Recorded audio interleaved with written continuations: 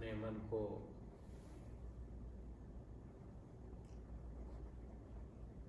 त्रिकूट पर्वत पर विराजमान त्रिपिंडी स्वरूपा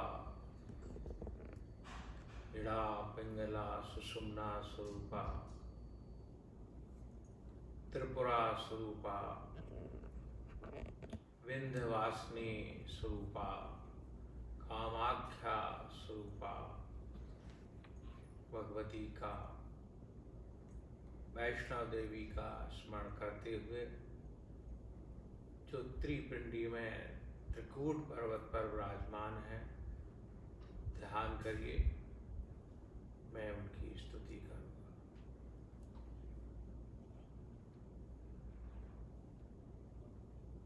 पहले अपना गुरु स्तवन करते हुए माँ के स्तवन पर जाऊंगा।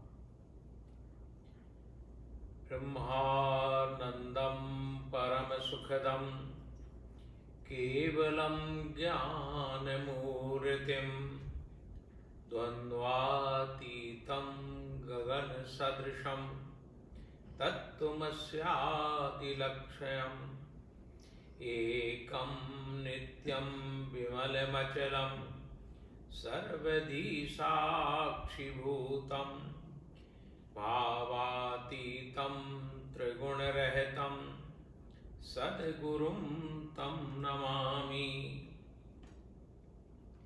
ध्यानमूलं गुरुमूर्ति पूजामूलं गुरोपदं मन्त्रमूलं गुरुवाक्यं मोक्षमूलं गुरोर्कृपा। गुरुर्ब्रह्मा गुरुर्विष्णुः गुरुर्देवो महेश्वरः गुरुः साक्षात् परब्रह्म तस्मै श्री गुरवे नमः। अखण्डमण्डलाकारं व्याप्तं येन चराचरं तत्पदं दर्शितं येन तस्मै श्री गुरवे नमः। दुर्गे स्मृता हरषि भीति मशेष जंतो स्वस्ति स्मृता मतिमति विशुभां ददासि। दारिद्र दुख भयहा ऋणिका तुदन्या सर्वोपकार करना ये सदार्थ चित्तः। विश्वेश्वरी त्वं परिपासि विश्वं विश्वात्मकाधारयसीत विश्वं। विश्वेशवन्द्या भवती भवन्ति विश्वाश्रयायै त्वयि भक्ति नम्रा। देवी प्रपन्नाति हरे प्रसीदो प्रसीद मातर जगतोऽखिलस्य। प्रसीद विश्वे स्वरिपाहि विश्वं त्वमीश्वरी देवी चराचरस्य। ब्रह्मेन्द्र रुद्र हरिचंद्र सहस्ररश्मि स्कंदद्विपानन हुता सनवंदतायै। वागीश्वरी त्रिभुवने स्वरी विश्वमातः अंतर्बहिष्य कृत संस्तये नमस्ते।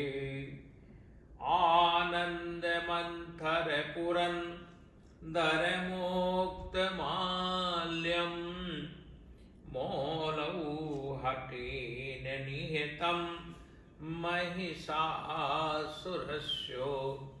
पादाम्बुजं भवतु मे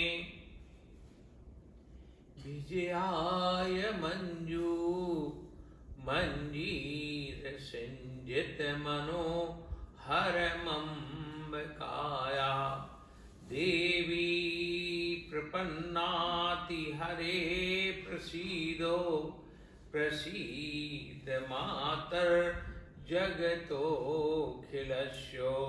प्रसीद विश्वेश्वरि पाहि विश्वं त्वमीश्वरी देवी चराचरस्यो ब्रह्मेन्द्र रुद्र हरिचंद्र सहस्ररश्मि स्कंदद्विपानन हुता सनवंदतायै वागीश्वरी त्रिभुवनेश्वरी विश्वमाता अंतर्वैश्य कृतसंसतये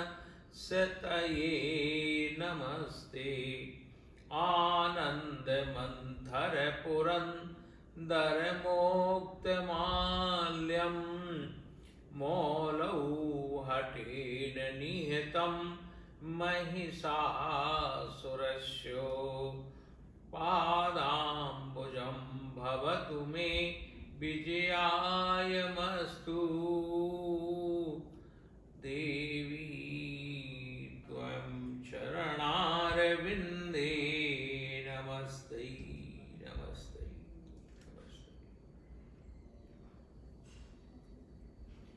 ॐ ज्ञानिनामपि चेतांसि देवी भगवती हि सा बलादाकृष्य मोहाय महामाया प्रयच्छति दुर्गे स्मृता हरसि भीतिमशेषजन्तो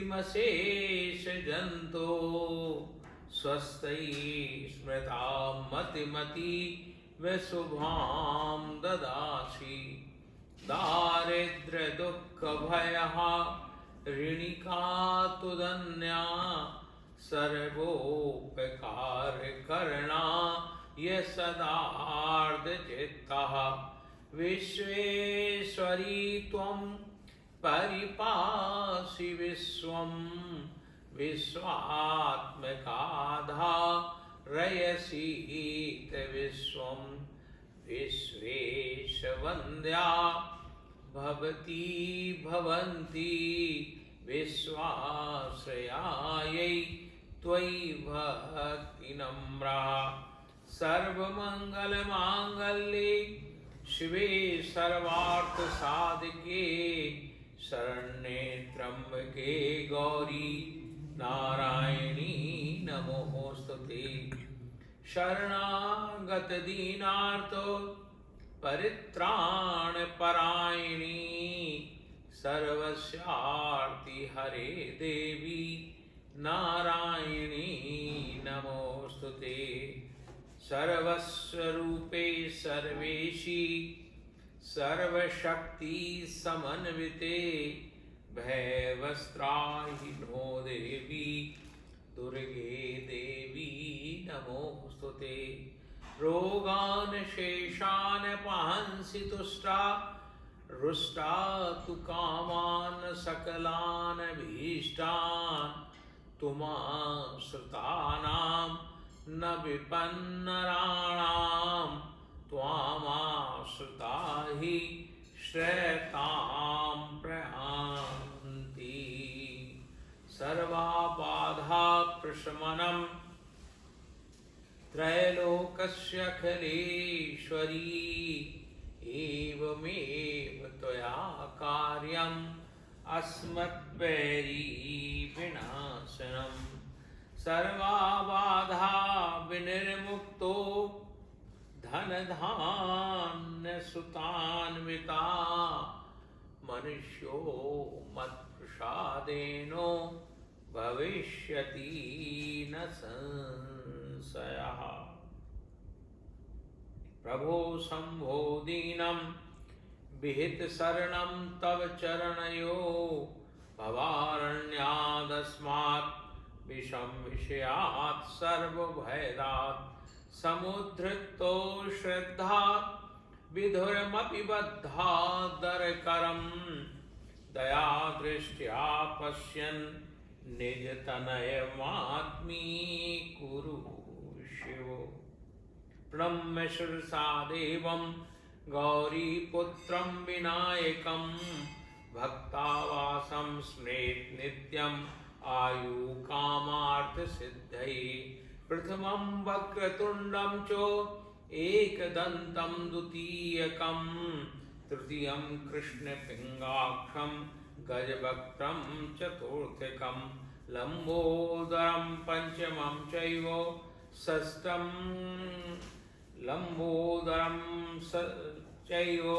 षष्ठम् एव च सप्तमं विघ्नहरणं च धूम्रकेतुकरात्मं नवं भालचन्द्रं च दशमं तु विनायकम् एकादशं गणपतिं द्वादशं तु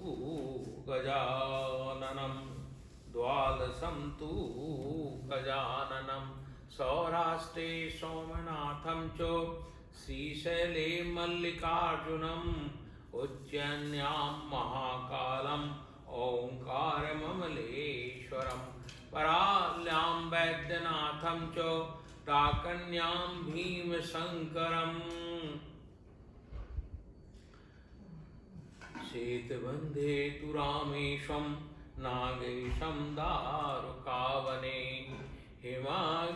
वाराणस्यां तु विश्वेशं त्र्यम्बकं गौतमी तटे हिमालये तु केदारे भूष्मेशं शिवालये।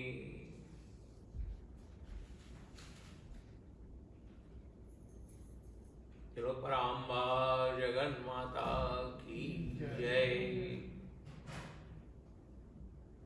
हर हर महादेव बम बम महादेव डम डम महादेव सम सम महादेव लम लम महादेव। हिंदू सेंटर मंदिर के chairman, vice chairman, executive member और श्री पवित्र देवभूमि हिमाचल के अवतार शर्मा, उनका पूरा परिवार, उनके मित्र, सहयोगी और इस मंदिर के वर्तमान समय अध्यक्ष श्री डॉक्टर गोयल जी, मेहरोत्रा जी, जिनका मुझे नाम स्मरण हो पा रहा हूँ, कतूरिया जी, मेहता साहब, सभी। ये परम सौभाग्य है कि आज चित्रा नक्षत्र है और सूर्य चंद्रमा तुला राशि पर हैं, सर्वार सिद्ध योग है और पावन पवित्र मास जिसको कहते हैं श्रावण मास, उसकी अष्टमी है और वो शुक्ला अष्टमी है, जिसमें संपूर्ण देवी देवता, बाबा बालकनाथ, गोस्वामी तुलसीदास, इतने गुरु गोरखनाथ, इन सबका प्रादुर्भाव इसी शुक्ल पक्ष में हुआ। और जिस मंदिर में चारों वेद उपस्थित हों, तो चार वेद का मतलब हमारे यहाँ कहा गया है कि जानो। क्या जानो? धर्म को जानो। पहले कहा धर्म, फिर अर्थ, फिर कामना। कामना तीसरे नंबर पे आती। पहले धर्म, फिर धन, अर्थ, फिर कामना और चौथा मोक्ष। आदमी अगर एक एक सीढ़ी सही तरीके से चलता है तो वो चारों सीढ़ियां पार करके ऊपर ऊपरी खंड पर पहुंच जाता है। जरा सा भी कोई सीढ़ी से च्युत होता है, अलग चला जाता है, पैर आगे चला जाता है, तो गिरने का बड़ा बड़ा बड़ा बड़ा भय रहता है। और एक अवस्था में कोई भी हो, चाहे वृद्ध हो, चाहे जवान हो, चाहे कोई हो, जब वो कुछ गिर जाता है तो उठने में बड़ी कठिनाई, अगर किसी हड्डी टूट गई तो और भी परेशानी। इसलिए कहा है कि धर्म धार्यते धर्म, धर्म का धारण करने वाला व्यक्ति, धर्म क्या है? धर्म कोई रिचुअल नहीं है। धर्म का मतलब है कि आप दूसरों की मदद करें, अपने माँ बाप की सेवा करें, अपने कुटुंब के माता पिता परपिता उन सबको भी स्मरण करें, और स्मरण करके फिर अपने बच्चों को भी बताएं हम इस परंपरा से आए हैं, हमारी वो है। तो निश्चित है, जब अपना गीत नहीं आप गाते हैं, दुनिया के गीत सुनाते हैं, तो उस दुनिया के गीत में आप भ्रमित हो जाते हैं और बच्चे भी भ्रमित हो जाते हैं, जिससे कि उनका भविष्य बहुत ही कठिनाई में पड़ जाता है। तो धर्म का मतलब है, देखिए आज बड़े आनंद से माता जी का, देखिए रात को श्रृंगार हुआ, उनका स्नान हुआ, देखो भागवत कितना सुंदर। फिर तीनों पिंडियों को यहाँ स्थापित किया, महाकाली, महालक्ष्मी, महासरस्वती और आचार्य कृष्ण प्रताप ने आकर के जिस तरह से अच्छा पूजन कराया, उनका भी सभी का। मैं आपको, धर्म का मतलब होता है तरीके से। फिर भागवत की हम लोगों ने परिक्रमा की, यहाँ से सारे देवताओं के साथ में, आप ही केवल श्रोता नहीं है, यहाँ सब देवता उपस्थित हैं, वो लोग भी सुन रहे हैं, और यहाँ कीट पतंग भी सुन रहे हैं, छोटे छोटे से जंतु भी सुन रहे हैं, उनका भी उद्धार होता है। तो ये है धर्म। फिर अर्थ, जब धर्म से आदमी चलता है तो दूसरी सीढ़ी उसको आसानी से प्राप्त हो जाती है। धन, धन के लिए फिर उसको झूठ फरेब और बड़ी परेशानी नहीं करती, स्वतः आता है। धन जो है पुरुषार्थ तो करना पड़ता है, लेकिन धन उसके संकल्प में आ जाता है। और धर्म, हम ज़्यादा व्याख्या नहीं करें, धर्म अर्थ, फिर काम, जो आपकी कामनाएं हैं, कामनाएं तो होंगी, बिना कामनाओं के मनुष्य शरीर नहीं है। आपने शरीर धारण किया तो आपके माता पिता ने कामना की, यहाँ तक कि राम को प्रकट करने के लिए कामना हुई, कृष्ण को प्रकट करने में भी कामना हुई। तो देवताओं को प्रकट करने में जो काम आए थे, जो कामना करते हैं, बिना कामना का निष्काम कोई रह नहीं सकता है। जो अपने को निष्काम की बात करता है वो तो बहुत परमहंस पराकाष्ठा की, बहुत दसम द्वार के ऊपर पहुंचा हुआ इंसान होता है, जिससे कोई लेना देना नहीं है। जिसको हम यति कहते हैं, जिसको हम 10 नाम यति मतलब सन्यासी, जिसने सब कुछ नष्ट कर दिया हो केवल भिक्षा के लिए। शंकराचार्य कहते हैं कि केवल भिक्षा, तुम भिक्षाम दे, भिक्षा मांग सकते हो। तो ये कामना का मतलब है आपके अंदर एम्बिशंस, आपकी जब तक महत्वाकांक्षा नहीं होगी कि मैं एक छोटे से मकान हूँ, बड़े में आऊँ, छोटा सा मंदिर है, बड़े में बना। ये हिंदू, यही एक नॉर्थ अमेरिका में, मैं देखिए पूरे नॉर्थ अमेरिका में, कनाडा भी आता, अमेरिका भी आता है। मैं 50 साल से यहाँ मंदिरों की सेवा कर रहा हूँ, जा रहा हूँ। लेकिन मैं आपकी प्रशंसा नहीं कर रहा हूँ, लेकिन मैं कह रहा हूँ भगवान का सानिध्य यहाँ है कि यहाँ संत महात्माओं का आना और भजन करना। कभी आप आकर के 1-2 घंटे यहाँ बैठ तो जाओ, आपका जो संसार में मन जा रहा है सब चला जाएगा। इतना आह्लाद आता है, मैं यहाँ प्रत्यक्ष बता रहा हूँ। मैं यहाँ आकर के ये नहीं सोचता हूँ मैं अमेरिका है, ऐसा लगता है कि बद्रीनाथ पहुँच गया हूँ।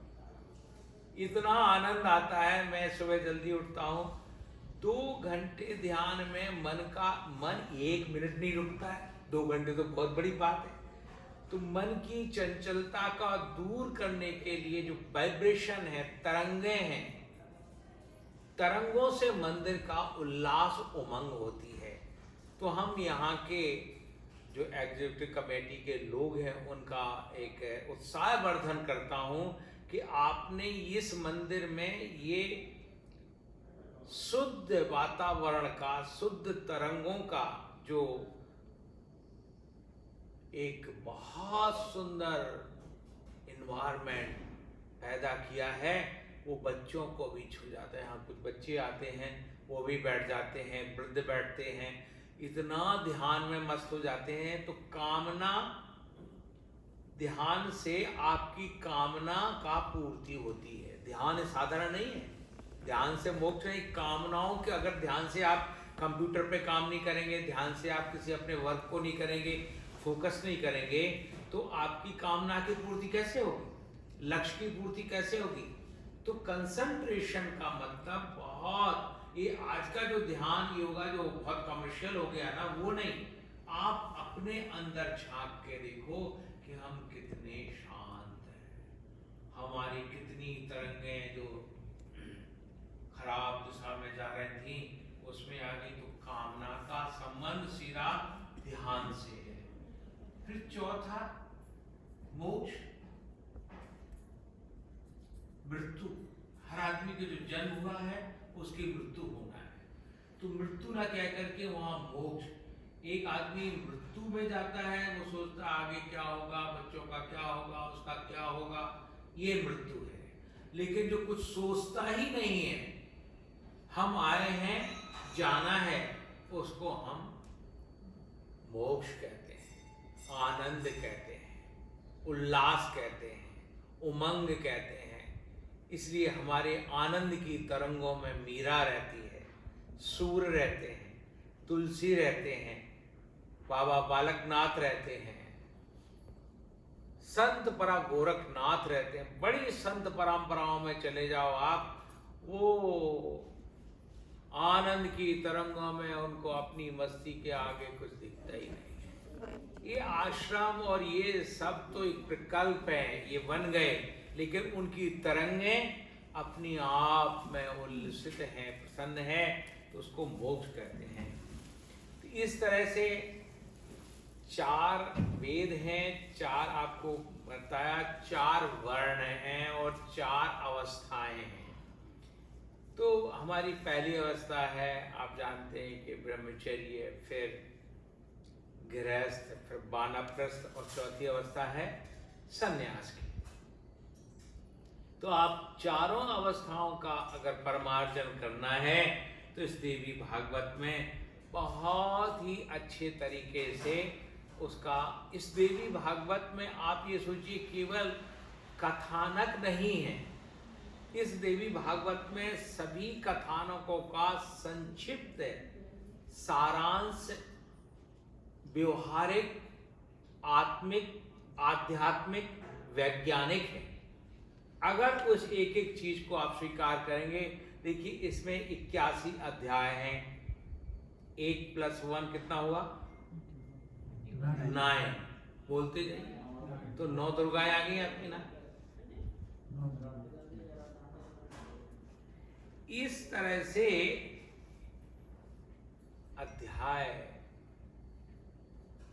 54 कितने हुए, 9,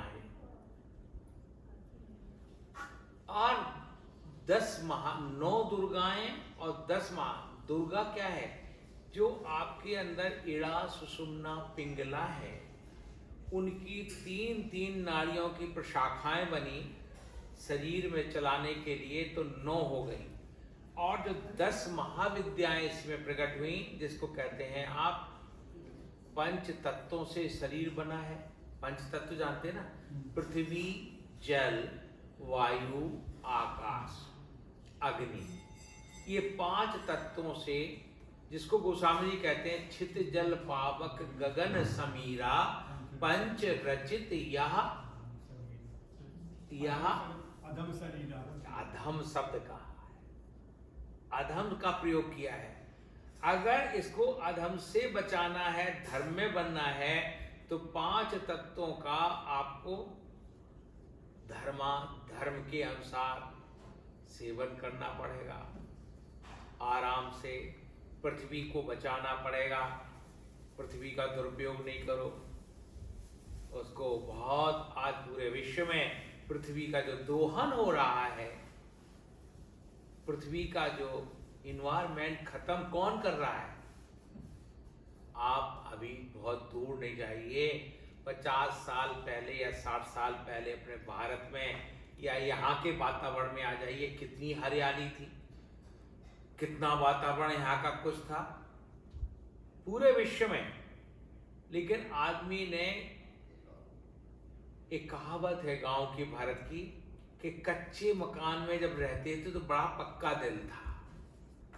जरा आपको समझाने के लिए सरल भाषा में प्रयोग करना पड़ेगा। मैं कच्चे मकान में रहने वाला, राजस्थान में सब कच्चे ही मकान होते थे, कहीं भी पंजाब में, हिमाचल में कच्चे मकान, लेकिन दिल इतने पक्के होते थे कि रात को 12 बजे भी कोई आ गया उसके घर पर तो चूल्हे में, चूल्हा जानते हैं अभी ये गैस का चूल्हा नहीं, चूल्हा, और उसमें लकड़ी या कुछ रहता ही था। अच्छा कोई आया दूध गर्म कर दो, दे दो भैया, तो बोले हम तो खा के, नहीं आप कुछ तो खा लो। इतना आग्रह, अतिथि देवो भव, कच्चे मकान में आतिथ्य सत्कार कितना अच्छा था, और दिल कितना पक्का था, भैया आप ठीक है, आपका परिवार ठीक है। अब तो कोई पूछने को तैयार ही नहीं है। अगर आप कहीं लैंड कर जाओ, आ जाओ, तो कहेंगे आपका प्रोग्राम क्या है, आपके दर्शन करने के जा रहा हूं भैया। ये खाना पीना तो छोड़िए, सीधा पूछते हैं कि आपका प्रोग्राम क्या है। तो ये फर्क पड़ा कि नहीं बोलिए। धरती का जैसे ही दोहन होगा, ग्लोबल वार्मिंग बढ़ रही है। इस समय इतनी गर्मी होना, जहां बारिश होना चाहिए भारत में वहां बारिश नहीं हो रही, वहां सूखा पड़ रहा है। जहां नहीं होना चाहिए वहां बारिश इतनी अधिक हो रही है कि बाढ़ से जा रहे हैं। तो धरती का जब आप शोषण करेंगे तो धरती भी आपका शोषण करेगी। ये तो है प्रकृति में। जैसे आप आज जैसे मंदिर में आप जो बोले राम, तो राम की आवाज आएगी, जब आप गाली देंगे तो गाली की आवाज आएगी। तो कहते हैं कि जो वाइब्रेशन की बात करते हैं, वातावरण की बात करते हैं, एनवायरनमेंट की बात करते हैं, वो पहले धरती की रक्षा करें। कम से कम अभी देखो अपने इस मंदिर में तुलसी भी लगा, केला भी लगा, हम तुलसी तोड़ लेते हैं। तो आज एक मंदिर एक ऐसी जगह है जहां बच्चों को तुलसी देखने को मिलेगी, जहां केला मिलेगा, जहां पर सारे भगवानों का रूप देखने को। बहुत से लोग बच्चे पूछते हैं इतने भगवान क्यों? मैंने कहा तुम्हारे शरीर में कितनी नसें नाड़ियां हैं? बोले बहुत हैं। ये जब मशीन पे चलने लगे या ना, आजकल दिखाते चेकअप होता है, तो देखा तो उसी तरह से व्यक्ति के कहीं ना कहीं कोई देवता तो छू जाए। वो ये हमारे ये आग्रह नहीं किया गया है कि तुम एक ही में कंसंट्रेट हो जाओ, एक ही में वो करो। हम